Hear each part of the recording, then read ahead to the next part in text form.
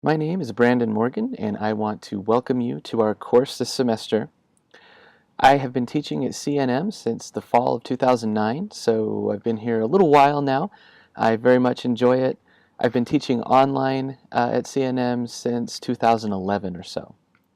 I've come to really love online teaching and the connections that we can make with one another as instructor and students working to learn something more about the past, whether it's New Mexico history or Latin American history. Those are the two courses that I principally teach right now.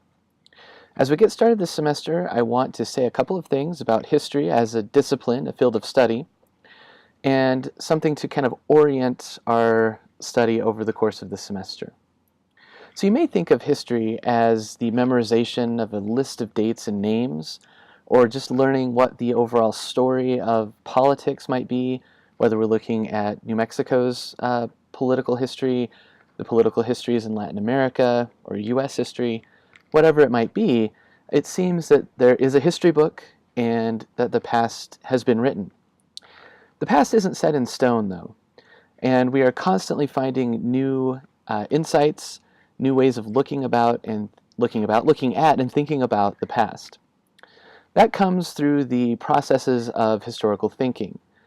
So as we get started this semester, I want you to think of history not as something that is static and set, but something that we need to investigate, that we need to find evidence for, we need to figure out multiple perspectives, we need to really interrogate the sources and think about how authors will be reading different works, how they came to their conclusions, how they're thinking about historical sources. Because what you'll find is that history is a lot like detective work. It's a lot like putting together a puzzle that includes the most pieces possible to get the fullest picture that we can about any past event. So we'll be talking about historical thinking and what that means. And I've added a link to an article that was published in the American Historical Association's journal quite a few years ago now, but it still holds relevance. It has the 5 C's of historical thinking in it. We'll be looking at that in Unit 1 as we get underway, and we'll be coming back to those elements of historical thinking over the whole semester. I also wanted to say something about the digital tools that we'll be using for this class. As I alluded to a minute ago, I've really come to love teaching online. One of the reasons for that, one of the reasons that I think we're able to make great connections to each other through the learning process is because of the digital tools we'll be using in this class. So I think things like Twitter, things like Adobe Spark, like Tiki-Taki for our timeline assignments, those things actually hold great value in terms of what they can help us learn about the past and the ways they can connect us to each other in our conversations about what we're learning. That said, I don't want anyone to get bogged down trying to learn the tools themselves. I understand completely that these things are new to many of us. It might be the first time you've ever used Twitter, probably is the first time you've ever used Tiki-Taki. And so I've created video tutorials throughout the course to help you understand what we'll be doing with those tools, how to use them, how to get started, and I'm always willing to answer questions. So please take advantage of the resources that I've given you to figure out how to use those things. But then whenever you have questions, don't hesitate to ask. I know this is an online class, but I have an open door policy. I'm sitting in my cubicle office at the West Side campus right now in the MJG building. You can come see me here during my office hours or set up a separate appointment.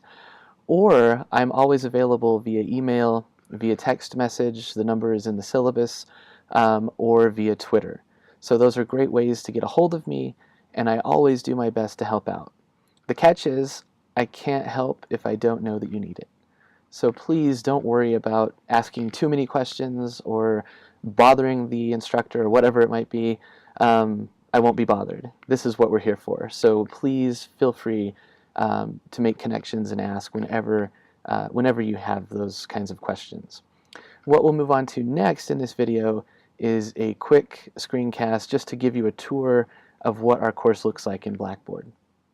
In the second part of the video, I want to walk you through just a quick tour of our course. This is, of course, the landing page for our class. You'll notice also I have the student preview mode on, so this should be what you see when you're in Blackboard. If it's not, let me know. On our landing page, I have this widget for Twitter that has our course hashtag search on it. You can also find announcements and grades here on the front page. Just a quick note, and I say this elsewhere with the Twitter assignment, but it's better not to use the widgets to complete your work. Instead, go to twitter.com, use your Twitter app, or use TweetDeck. This is just here so you can see what people have posted recently and remind you that you need to be doing some work on Twitter. You should have already found Start Here if you're watching this video. Please do watch the rest, and I'll post the video as soon as I make it. Please do click on the Start Here module and go through the information there. The syllabus is there and some other things.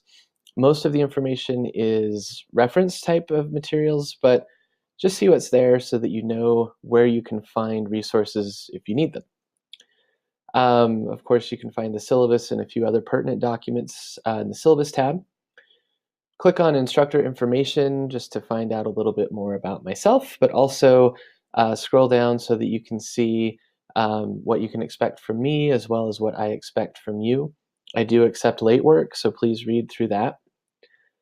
The course schedule, this is found in the syllabus, but I also put it here just so that you can have it at quick reference. And then the Blackboard calendar if you're into using that. So most importantly for navigating the course are the syllabus and the learning modules here under course content.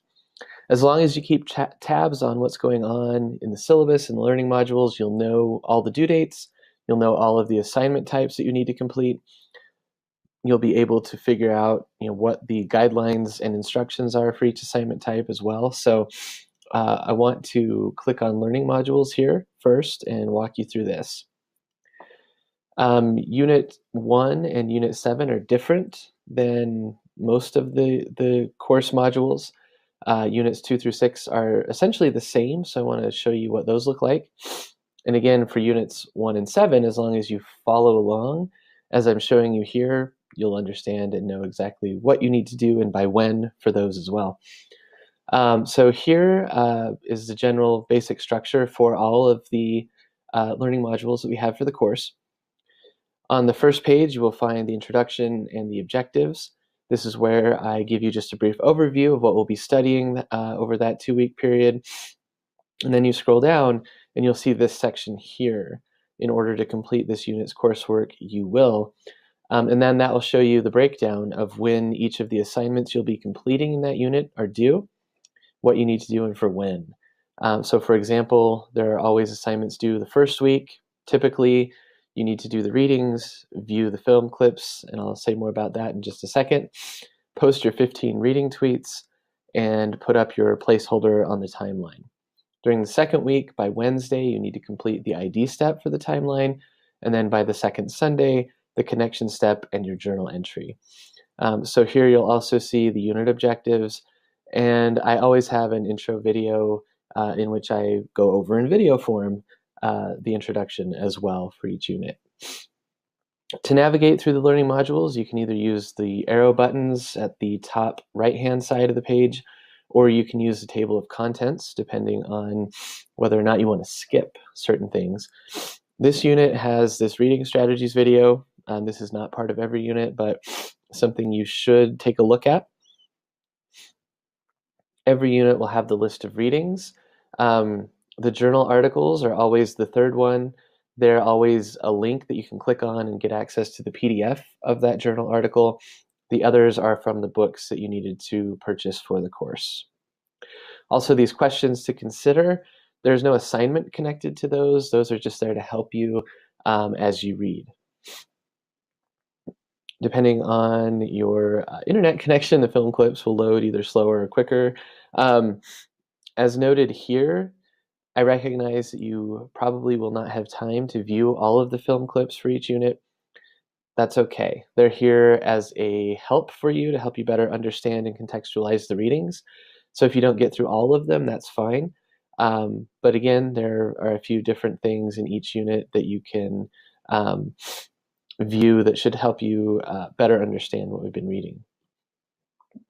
The next section of the learning module in each unit is this part here that reminds you to complete your reading tweets. As I mentioned, don't use the widget, but instead go to twitter.com or TweetDeck to complete your work on Twitter. This is here to remind you of that. The next element of each learning module is this one that will take you to the timeline submission area. So it doesn't actually ever launch on its own that I know of, so you have to click this button, or you can go, I'll say more about that in a second. So you got to click that button. I've also put the instructions for the timeline assignment there.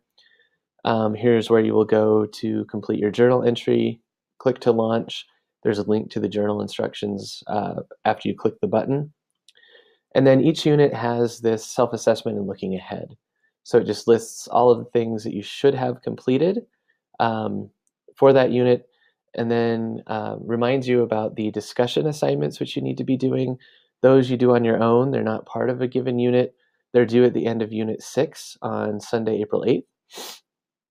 This also explains some stuff about the final project and the essay assignment on I, Rigoberta Menchú, which you will need to complete by the end of the term.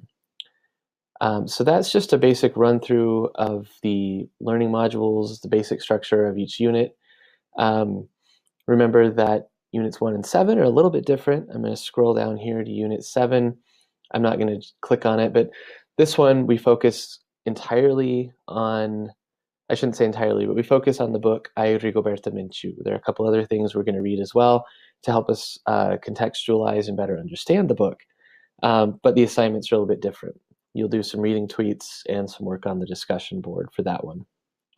And then this one just gives you the links to submit your Rigoberta Menchú assignment, your essay, and your final project. Scrolling back up here to course content then, besides the learning modules, there are all of these different buttons that will take you to either the submission areas or to the instructions for each of the types of assignments. So this is where you can find tutorials on Twitter to help you understand how to get going with that. This will link you as well to the assignment instructions. And please note the links in the syllabus, those are live active links, and they will take you also to these same instructions. So you can get at these things a number of different ways. But again, in here, there's just a bunch of resources for you for the reading tweets assignment. Similarly, for the timeline assignment, here's where you'll find a link to the course timeline. You'll find the assignment instructions and video tutorials. As you scroll down, though, you'll also find these folders. When you click on the links in the learning modules that I mentioned a minute ago, it'll take you to these folders. So if you're away from the learning module, but you know you need to go submit your timeline, and you don't want to go all the way back through the learning module, you can directly get to them here to submit your work for the ID step and the connection step. Discussions, that's the discussion board. Journals, again, it's the same thing. Rather than going through the learning modules, you can get to the journals that way. The Menchú essay, this is, again, where you can find the instructions for that and also the submission area. Same for the final project. This one, the Chastain intro videos, this is a link that takes you to the publisher's website. If you want additional resources, you can go to the student site, if I'm remembering right. See if I'm remembering right.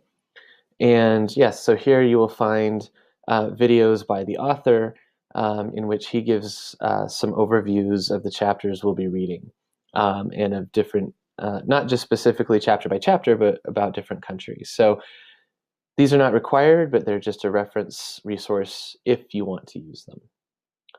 Down here, please check announcements regularly. I often send announcements.